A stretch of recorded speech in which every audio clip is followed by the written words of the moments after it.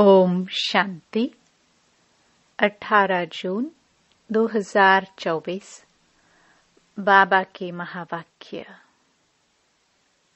मीठे बच्चे, अवगुणों को निकालने का पूरा पुरुषार्थ करो। जिस गुण की कमी है उसका पोता मेल रखो। गुणों का दान करो तो गुणवान बन जाएंगे। प्रश्न: गुणवान बनने के लिए कौन सी पहली श्रीमत मिली हुई है? उत्तर: मीठे बच्चे, गुणवान बनना है तो पहले किसी की भी देह को मत देखो, अपने को आत्मा समझो। एक बाप से सुनो, एक बाप को देखो। मनुष्य मत को नहीं देखो। दूसरा, देह अभिमान के वश ऐसी कोई एक्टिविटी न हो जिससे बाप का व ब्राह्मण कुल का नाम बदनाम हो। उल्टी चलन वाले गुणवान नहीं बन सकते।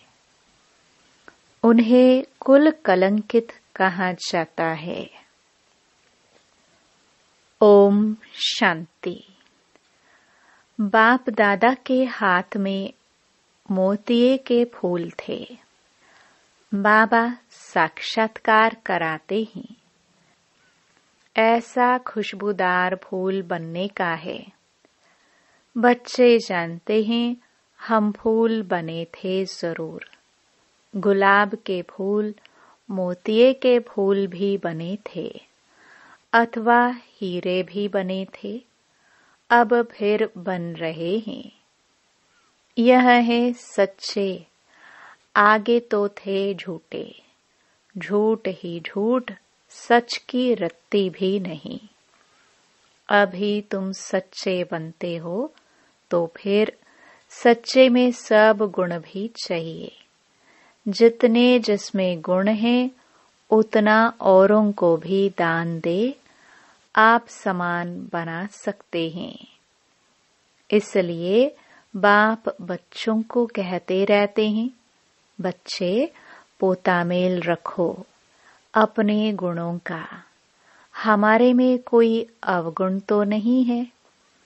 दैवी गुणों में क्या कमी है? रात को रोज अपना पोता मेल निकालो। दुनिया के मनुष्यों की तो बात ही अलग है। तुम अभी मनुष्य तो नहीं हो ना, तुम हो ब्राह्मण। भल मनुष्य तो सब मनुष्य ही हैं, परंतु हर एक के गुणों में चलन में फर्क पड़ता है।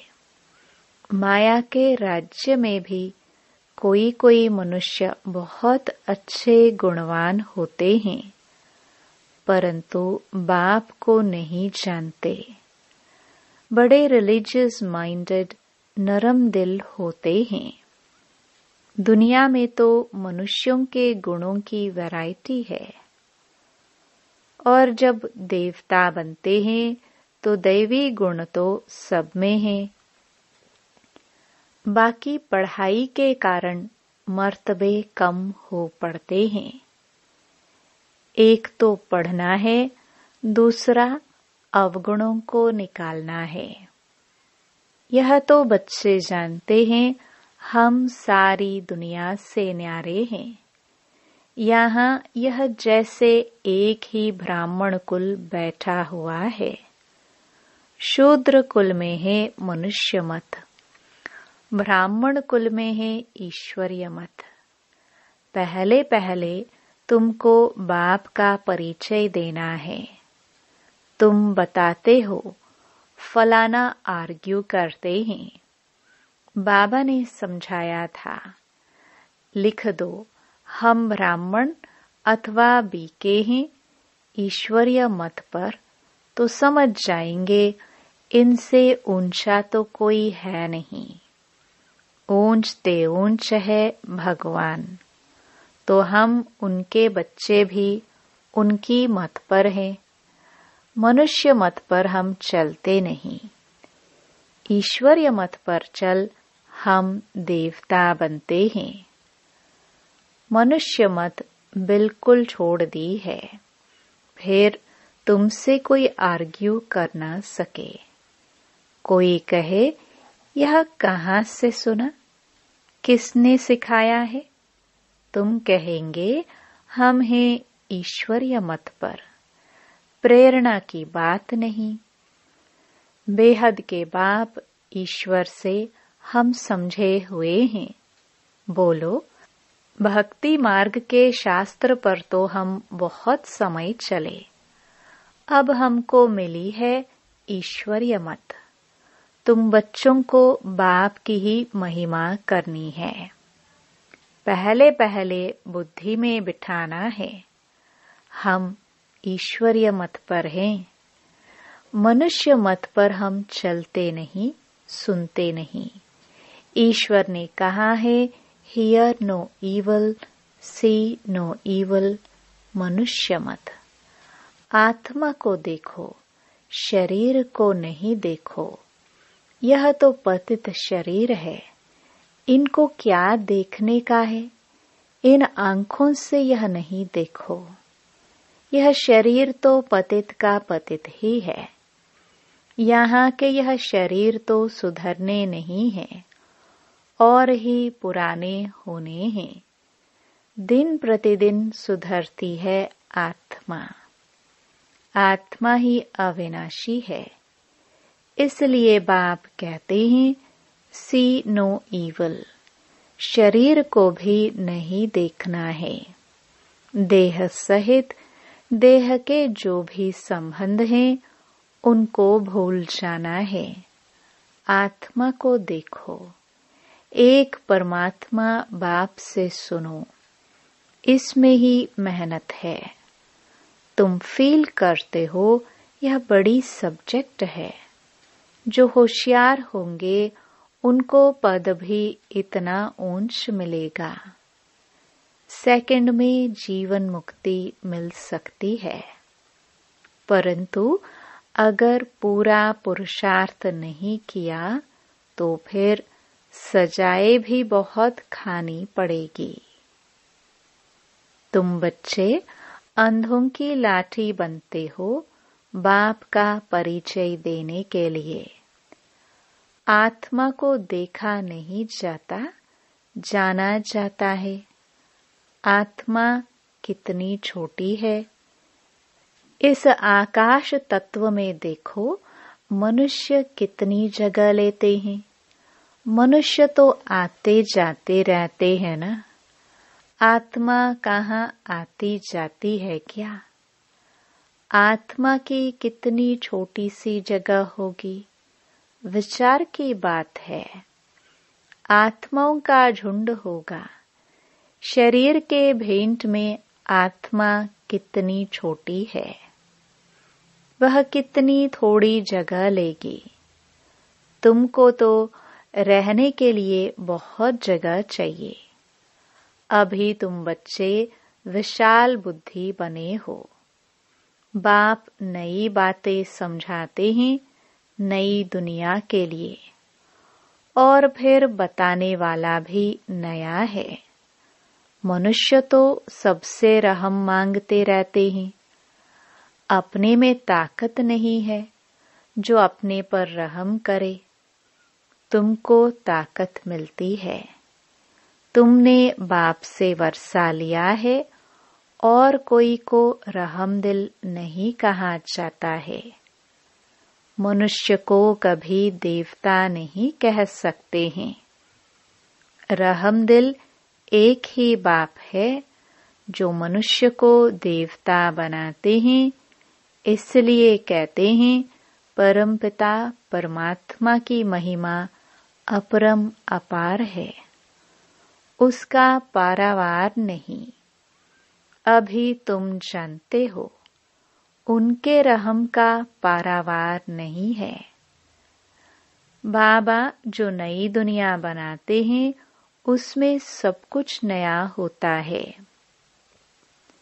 मनुष्य, पशु, पक्षी सब सतो प्रधान होते हैं। बाप ने समझाया है तुम ऊंच बनते हो तो तुम्हारा फर्नीचर भी ऐसा ऊंच ते ऊंच गाया हुआ है। बाप को भी कहते हैं ऊंचे ते ऊंचा, जिससे विश्व की बादशाही मिलती है। बाप साफ कहते हैं हम हथेली पर बहिश्त ले आता हूँ। वो लोग हथेली से केसर आदि निकालते हैं, यहाँ तो पढ़ाई की बात है। यह है सच्ची पढ़ाई। तुम समझते हो हम पढ़ रहे हैं, पाठशाला में आए हैं। पाठशालाएं तुम बहुत खोलो तो तुम्हारी एक्टिविटी को देखे। कोई फिर उल्टी चलन चलते हैं तो नाम बदनाम करते हैं। देह अभिमान वाले की एक्टिविटी ही अलग होगी। देखेंगे ऐसी एक्टिविटी है तो फिर जैसे सब पर कलंक लग जाता है। समझते हैं इनकी एक्टिविटी में तो कोई फर्क नहीं है, तो गोया बाप की निंदा कराई ना। टाइम लगता है, सारा दोष उस पर आ जाता है। मैनर्स बहुत अच्छे चाहिए। तुम्हारे एक्टर्स बदलने में कितना टाइम लगता है। तुम समझते हो कोई कोई के कैरेक्टर्स बहुत अच्छे फर्स्ट क्लास होते हैं, वह दिखाई भी पड़ेंगे। बाबा एक एक बच्चे को बैठ देखते हैं, इनमें क्या खामी है जो निकलनी चाहिए। एक एक की जांच करते हैं। खामियां तो सब में हैं, तो बाप सबको देखते रहते हैं, रिजल्ट देखते रहते हैं। बाप का तो बच्चों पर लव रहता है ना। जानते हैं इनमें यह खामी है, इस कारण यह इतना ऊंच पद पा नहीं सकेंगे। अगर खामियां नहीं निकली तो बड़ा मुश्किल है। देखने से ही मालूम पड़ जाता है। यह तो जानते हैं अभी टाइम पड़ा है। एक एक की जांच करते बाप की नजर एक एक के गुणों पर पड़ेंगी। पूछेंगे तुम्हारे में कोई अवगुण तो नहीं है। बाबा के आगे तो सच बता देते हैं। कोई कोई को देह अभिमान रहता है तो नहीं बताते हैं। बाप तो कहते रहते हैं आपे ही जो करे सो देवता। कहने से करे वह मनुष्य, जो कहने से भी न करे। बाबा कहते रहते हैं जो भी खामियां हैं इस जन्म की वह बाप के आगे आपे ही बताओ। बाबा तो सबको कह देते हैं। खामियां सर्जन को बतानी चाहिए। शरीर की बीमारी नहीं, अंदर की बीमारी बतानी है। तुम्हारे पास अंदर में क्या क्या आसुरी ख्यालात रहते हैं, तो इस पर बाबा समझाएंगे। इस हालत में तुम इतना ऊंच पद पा नहीं सकेंगे। जब तक अवगुण निकले, अवगुण बहुत निंदा कराते हैं। मनुष्यों को वहम पड़ता है, भगवान इनको पढ़ाते हैं। भगवान तो नाम रूप से न्यारा है, सर्वव्यापी है। वह कैसे इनको पढ़ाएंगे? इनकी चलन तो कैसी है? यह तो बाप जानते हैं तुम्हारे गुण कैसे फर्स्ट क्लास होने चाहिए। अवगुण छिपा देंगे तो कोई को इतना तीर नहीं लगेगा। इसलिए जितना हो सके अपने में अवगुण जो है उनको निकालते जाओ। नोट करो, हमारे में यह खामी है, तो दिल अंदर में खाएगी। घाटा पड़ता है तो दिल खाती है। व्यापारी लोग अपना खाता रोज निकालते हैं। आज कितना फायदा हुआ, रोज का खाता देखते हैं। यह बाप भी कहते हैं, रोज अपनी चाल देखो, नहीं तो अपना नुकसान कर देंगे।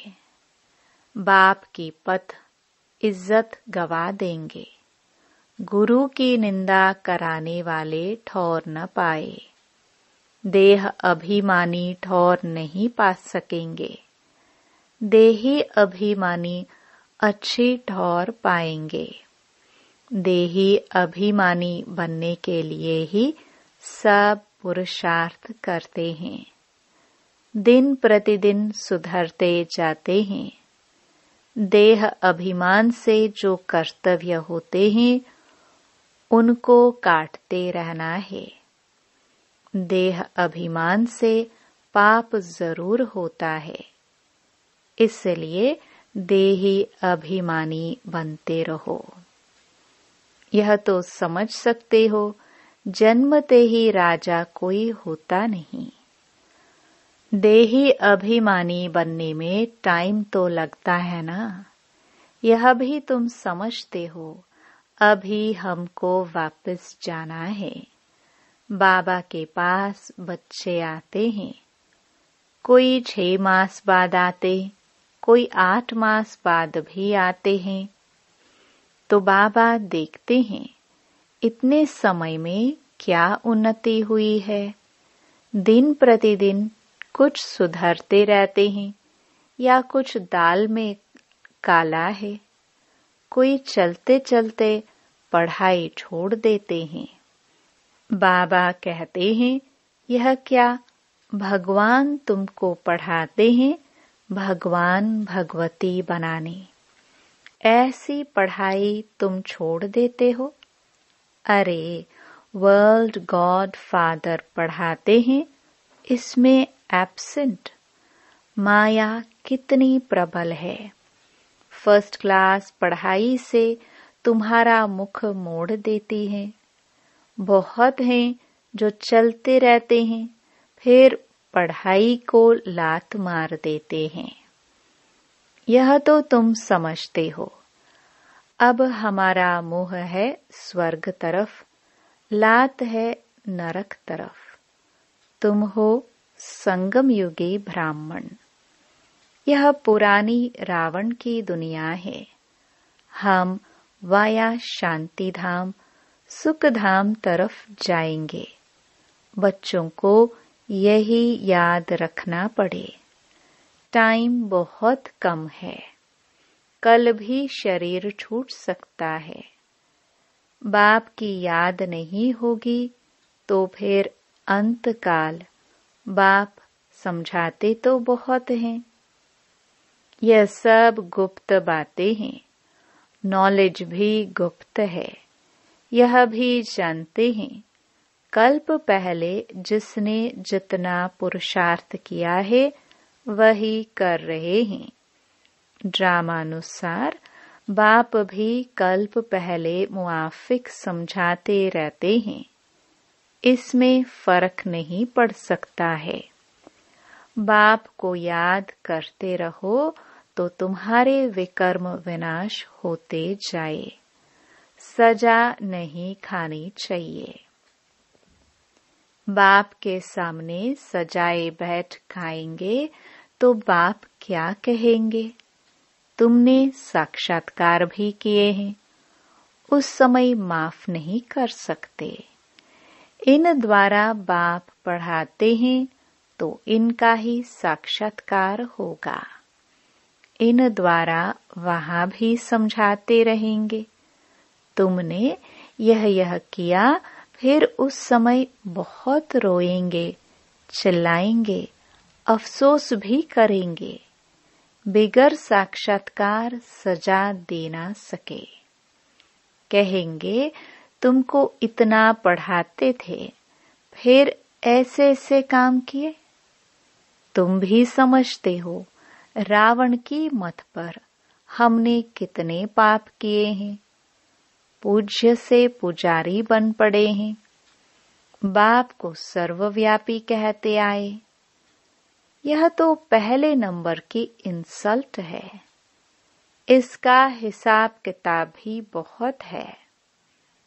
बाप उल्हाना देते हैं, तुमने अपने को कैसे चमाट मारी है। भारतवासी ही कितना गिरे हैं। बाप आकर समझाते हैं, अभी तुमको कितनी समझ मिली है। सो भी नंबरवार समझाते हैं ड्रामा अनुसार। आगे भी ऐसे ही इस समय तक के क्लास की यह रिजल्ट थी। बाप बताएंगे तो सही ना। तो बच्चे अपनी उन्नति करते रहे। माया ऐसी है जो देही अभिमानी रहने नहीं देती है। यही बड़ी सब्जेक्ट है। अपने को आत्मा समझ बाप को याद करो तो पाप भस्म हो जाए। अच्छा, मीठे मीठे सिखिलदे बच्चों प्रति माता पिता बाप दादा का याद प्यार और गुड मॉर्निंग। रूहानी बाप की रूहानी बच्चों को नमस्ते। धारणा के लिए मुख्य सार। पहला, देह अभिमान में आने से पाप जरूर होते हैं। देह अभिमानी को ठौर नहीं मिल सकती, इसलिए देही अभिमानी बनने का पूरा पुरुषार्थ करना है। कोई भी कर्म बाप की निंदा कराने वाला न हो। दूसरा, अंदर की बीमारियां बाप को सच सच बतानी है, अवगुण छिपाने नहीं है। अपनी जांच करनी है कि मेरे में क्या क्या अवगुण है। पढ़ाई से स्वयं को गुणवान बनाना है। वरदान, हद की रॉयल इच्छाओं से मुक्त रह सेवा करने वाले निस्वार्थ सेवाधारी भव। जैसे ब्रह्मा बाप ने कर्म के बंधन से मुक्त न्यारे बनने का सबूत दिया, सिवाय सेवा के स्नेह के और कोई बंधन नहीं। सेवा में जो हद की रॉयल इच्छाएं होती हैं, वह भी हिसाब किताब के बंधन में बांधती हैं। सच्चे सेवाधारी इस हिसाब किताब से भी मुक्त रहते हैं। जैसे देह का बंधन देह के संबंध का बंधन है, ऐसे सेवा में स्वार्थ यह भी बंधन है। इस बंधन से व रॉयल हिसाब किताब से भी मुक्त निस्वार्थ सेवाधारी बनो। स्लोगन, वायदों को फाइल में नहीं रखो, फाइनल बनकर दिखाओ। ओम शांति।